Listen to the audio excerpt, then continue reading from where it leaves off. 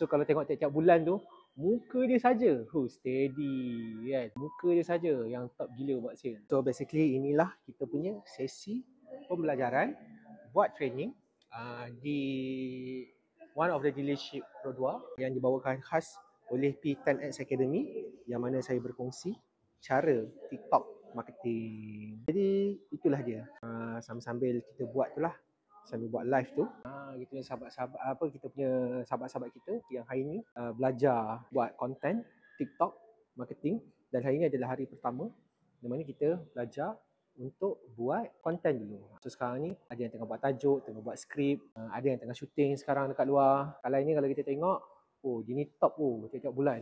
Top sales advisor of the year. So kalau tengok tiap-tiap bulan tu, muka dia saja steady kan. Muka dia saja yang top gila buat sales. So boleh nampak mereka sangat untuk buat konten, sangat untuk buat konten. Okay, so basically sekarang ni kita dalam sesi praktikal di mana kita punya SA daripada Pro 2 MKS di Kelang sedang menjalankan sesi syuting. Selepas mereka belajar tentang teori dan sekarang ni praktikal lah, tengah buat syuting untuk dapatkan material untuk belajar editing pula.